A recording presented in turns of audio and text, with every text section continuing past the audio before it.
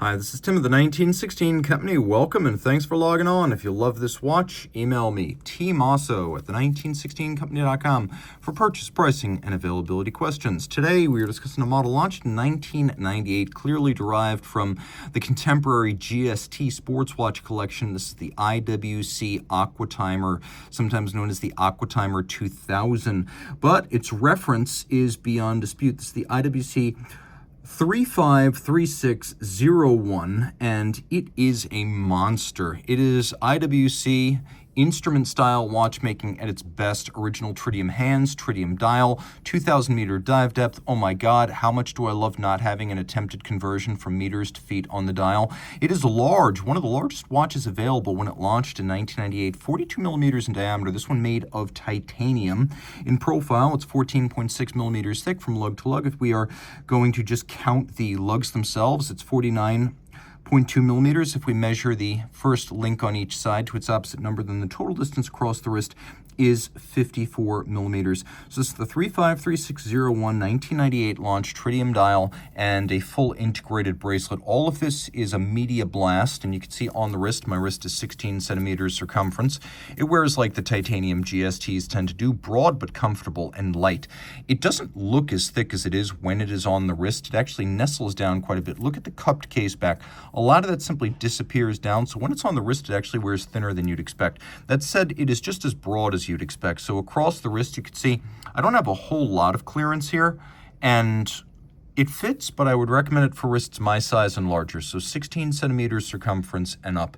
You may be surprised by the shirt and jacket cuffs it's able to clear. Here you can see the integration from the stepped lugs down through the taper towards the clasp, and interestingly, every single link here removable, so you really have quite a bit of fine-tuning. You can also see how there is an irregular sized link in there, in case you find yourself in between sizes when you are cutting this down or adding it up, depending on whether you need to increase or decrease the size of the bracelet. It is a single trigger, single fold deployant. IWC logo, you press the trigger and it pops open just like that. Taking a look at the bezel, it has a fascinating knurling pattern, the likes of which are not commonly seen on IWC watches or any dive watches for that matter.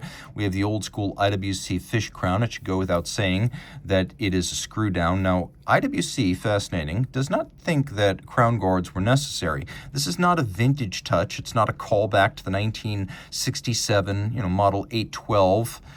Aquatimer. No, this is just IWC acknowledging that crown guards are more likely to dig your wrist than they are to provide any kind of protection of the crown. Just think about this. What would it take in terms of violence to amputate that crown from the watch, and what would be left of my wrist if it were to happen? So this seems like a sensible decision that also makes it easier to turn the crown. Now the bezel's fascinating.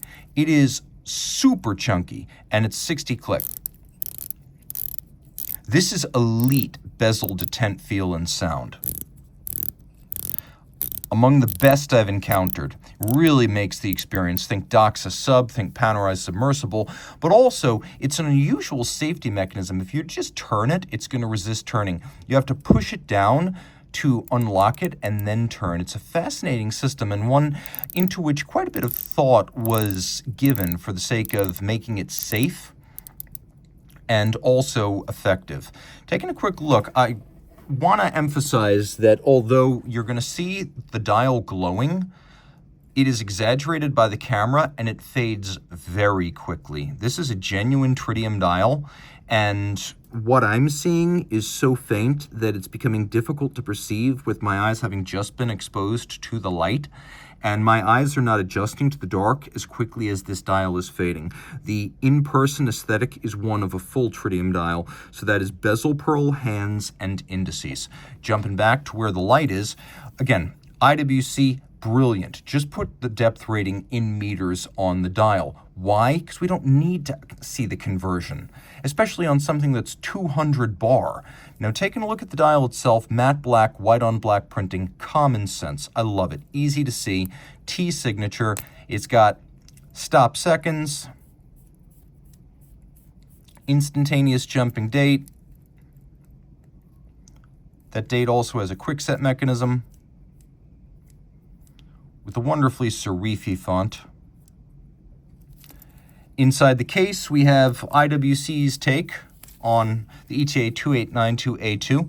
On the reverse, you can see a little submarine, Das Boot, and the movement is the ETA 2892A2, but there are a few IWC considerations to be made. This is back when IWC did far more customization of movements in-house than it would do later on. So they call this caliber 37524. It's still a bidirectional winder, still a 42-hour power reserve, still 4 hertz, still quick set, still stop seconds, still 21 joules, but it has been gilded with gold, and IWC adjusts it in-house 5 positions and signs it as such. It also uses a balance indicative of either a top or chronometer grade ETA movement, so it is a very high grade of 2892A2 to start with. All important things to take into consideration.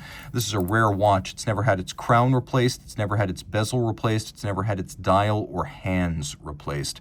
If you love the Aquatimer 2000 and you want to make it yours, old school 90s IWC sports watch design, reach out to Team Mosso at the 1916company.com for purchase and pricing details.